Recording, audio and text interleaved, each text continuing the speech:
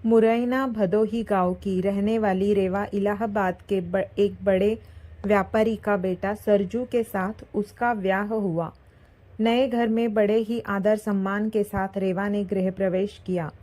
शादी के 2-3 साल काफी मजे और खुशी के साथ निकल गए और जैसे जैसे दिन बीतता गया रेवा अपनी जिम्मेदारियों के बोझ तले दबती चली गई। रेवा की सास भी रेवा से काफी खुश थी कि रेवा बहू अपना घर और संसार सब कुछ अच्छे तरह से संभालने लगी है। गर्मी की छुट्टी पड़ गई है। रेवा अपने मायके जाने की बात अपने सास से बोली। मम्मी, 2 साल हो गए मैं मायके नहीं जा पाई, क्या मैं थोड़े दिन जाकर आऊँ? सास ने जवाब दिया, देखो रेवा, अगले साल चले जाना। रेवा यह सुनकर काफी नाराज और दुखी होकर सोचने लगी कि जब चंचल दीदी हर 3 महीने पर घर आती है तो मम्मी काफ़ी खुश होती है और कहती है, कितने दिन के बाद आई हो और मुझे 2 साल हो गए, मेरे बारे में कोई कुछ सोचता ही नहीं है। मेरी खुशी किसके लिए कोई मायने रखती है? और क्या दिन भर इन लोगों को खाना बना के खिलाती रहूं, घर का सारा काम करती रहूं? मेरी यह जिंदगी है। रेवा कमरे में आंसू की धारा समेटे दाखिल हुई। शाम को चंचल दीदी आने वाली है। देखना मम्मी कितना खुश होती है। खाने के अलग अलग फरमाइश की लड़ी लगती रहेगी कि कभी चंचल दीदी के लिए समोसा बना दो, कभी पालक पनीर तो कभी बिरयानी। मैं इतना क्यों सोच रही हूँ? करना तो मुझे ही है, बनाना है तो चलूँ किचन में, अभी से तैयारी में लग जाऊँ। यह सोच ही रही थी कि तभी सास ने आवाज़ दी, रेवा, जल्दी नीचे आओ, देखो चंचल आई है।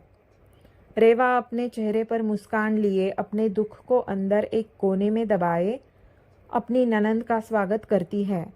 कैसी हो भाभी? चंचल रेवा से बोली। अच्छी हूँ दीदी, और घर में सब कैसे हैं? अच्छे हैं?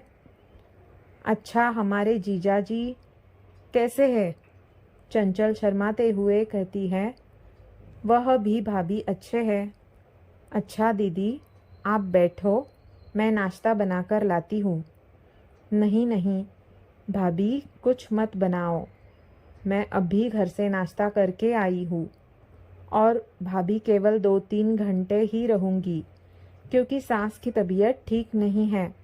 आपके जीजाजी ने उन्हें लखनऊ दिखाने के लिए लेके गए हैं, तो वो बोले, तुम अकेली यहाँ क्या करोगी? एक काम करो, तुम अपने मायके जाकर सबसे मिलकर चली आओ। सो मैं आ गई, मुस्कुराते हुए चंचल ने जवाब दिया। अच्छा दीदी, रुको, मैं खाना बना देती हूँ, आप खा भी लीजिएगा और जीजा जी और आपके सास के लिए खाना भी बांध कर दे दूँगी। अरे भाभी, मेरे साथ बैठो, बातें करो, शाम तक मैं चली जाऊँगी, खाना तो बनता ही रहेगा। तभी रेवा की सास ने रेवा से कहा, तुम एक काम करो, चंचल के साथ बैठो, बातें करो, मैं कुछ बनाती हूँ। जी नहीं मम्मी जी, मैं बनाती हूँ, आप दीदी से बात कीजिए। तभी कहा, चंचल ने कहा, कोई बात नहीं, आप खाना बनाओ और मैं आपसे बातें करूँगी, थोड़ी मदद हो जाएगी, यह ठीक रहेगा। क्यों माँ? रेवा की सास बोली। ये भी सही है। रेवा और चंचल किचन में प्रवेश करती है और काफ़ी देर तक हंसी मजाक करते करते खाना भी तैयार हो जाता है। चंचल खाना खाने के बाद शाम को अपने घर चली जाती है। रसोई को समेटकर रात को अपने कमरे में रेवा गई तो सरजू ने कहा कि रेवा, तुम काफ़ी थक गई हो, आराम कर लो। हाँ, मुझे आराम कहाँ है। तुम्हारी माँ तो बस यही चाहती है कि मैं अपने मायके ना जाऊँ। चंचल दीदी 1-2 घंटे के लिए आती है, लेकिन मिलकर तो जाती है। उसमें क्या? तुम भी चली जाओ रेवा, सरजू ने कहा। और देखो रेवा, दीदी भी कहाँ आ पाती है। जब शरद जीजाजी अपनी माँ को लखनऊ डॉक्टर के पास दिखाने के लिए जाते हैं, तभी मिलने आती है। तो इसका मतलब है मैं कभी नहीं जा सकती अपने मायके। ऐसा तो मैंने नहीं कहा रेवा। अच्छा, तुम शांत रहो, मैं कल माँ से बात करता हूँ। तुम अपने मायके चली जाना, ठीक है? तुम तो रहने दो। गुस्सा करते हुए रेवा सो जाती है। सुबह उठकर रेवा अपने काम में रोज की तरह लग जाती है।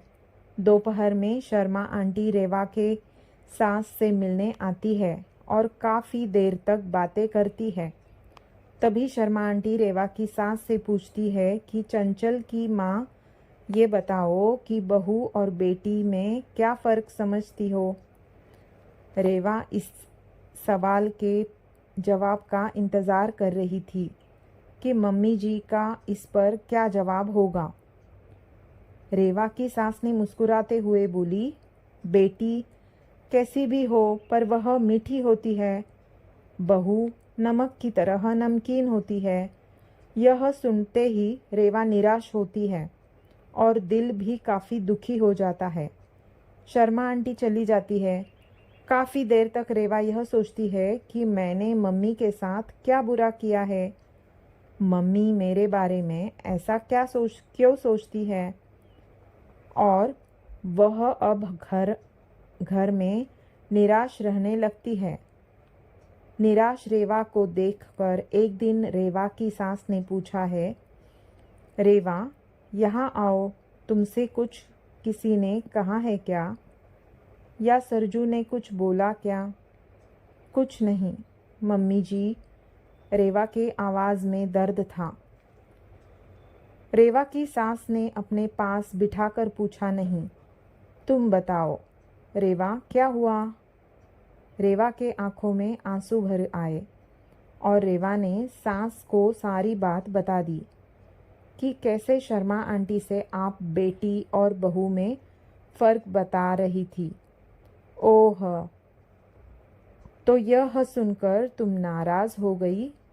बस इतनी सी बात? अरे रेवा, मैंने कहा बेटी मीठी होती है।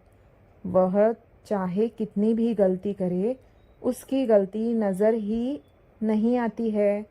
वह गुड़ की तरह मुंह में घुल जाती है और खाने में अगर मीठा ना हो तो कोई फ़र्क नहीं पड़ता है। और बहू नमक के समान इसलिए है क्योंकि खाने में अगर नमक न हो तो खाना बेस्वाद होता है। खाने में नमक मिलने पर हम जो खाना खाते हैं उसी समय नमक के हम कर्जदार बन जाते हैं। ठीक उसी तरह तुम मेरे लिए वही नमक हो। मैं अपने स्वार्थ के लिए तुम्हें कहीं नहीं जाने देती हूँ, क्योंकि तुम्हारे न घर सूना सा लगता है, इस घर को संभालती हो, इसलिए हम तुम्हारे कर्जदार हैं। रेवा सारी बात समझ जाती है और अपनी सास के गले लिपट कर रोने लगती है। शाम को सरजू जब घर आता है तो अपनी माँ से कहता है कि माँ, रेवा अपने मायके जाना चाहती है 1 दिन के लिए। रेवा तपाक के बोल उठी, नहीं नहीं, मुझे नहीं जाना है। मैं चली गई तो खाने में कोई स्वाद नहीं रहेगा। सरजू को कुछ समझ में नहीं आया कि कल रात मायके जाने के लिए मुझसे कह रही थी, अचानक से इसे क्या हो गया। सरजू सोचने लगा कि इन औरतों को समझना मर्दों के बस के परे है। रेवा की सास रेवा के सिर पर हाथ फेर कर रही थी और सरजू एकटक लगाकर रेवा और अपनी माँ को देखता